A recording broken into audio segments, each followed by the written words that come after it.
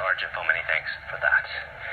To the tech industry we go, where investors are finding new growth points for 2015. Industry research shows wearable devices with tremendous potential. Google Glass, the soon-available Apple Watch, as well as health-related devices like the Jawbone wristband, which aims at collecting movement data to monitor body activities, are all must-have items for tech consumers. Shipment of wearables worldwide in 2014 surpassed over 19 million units. And here in China, the wearables market is estimated to be nearly 14 billion yuan, or about $2.2 billion US. Well, China is indeed one of the world's fastest growing markets for mobile devices like wearables. That creates huge demand for high-performing processor chips. British semiconductor firm ARM is one of the major suppliers of CPU and graphic processors, and the company has a dominant market share. We sat down with the executive vice president of ARM to talk more about increasing demand for processors in the Chinese mobile market and the company's expansion in the popular wearables devices sector.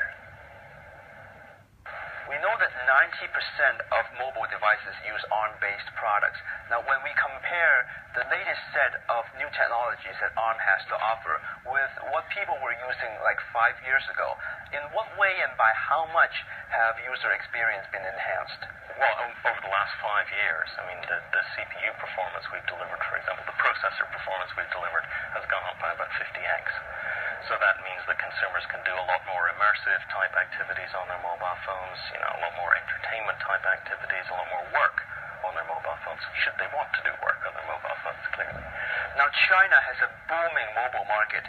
In 2014, ARM-based processors shipped by Chinese mobile companies reached 1.5 billion. Now, what is ARM's expectation for its cooperation with Chinese partners? So if I look at the new processor technologies, the new graphics technologies, the new interconnect technologies, all of those have come from interactions with Greater China customers. I mean, we've got very good relationships with our China semiconductor partners, Chinese OEM partners, and we have a big investment in engineering in China, right? So ARM, I think about 5% of the company just now is based in China. We're going to be increasing that over time. I mean, I personally have about 100 engineers in Shanghai. We're going to increase that, and that's so that we can work directly with our China customers. Now, in the mobile area, wearable devices is a very hot topic. I'm talking about Google Glasses and Apple Watches. What is ARM's future strategy to gain early high ground in this area? Great question. I mean, I think we currently have the early high ground, as you said, right? 90% of devices are based on ARM, but we're not resting on our laurels, right? We're not resting on that. We are continuing to work with customers, continuing to develop new technologies. I mean, one of the big things in wearables is battery life, right? So we have some customers who have released products which last 8 months on a battery, which is pretty good, right? But, customers still want more. And we continue to get demands from customers to increase performance, but they go, increase performance, but you've got to keep battery life the same as it was, or better. So energy efficiency is built into all our engineering programs, right? I mean, our graphics products, for example, we set 35%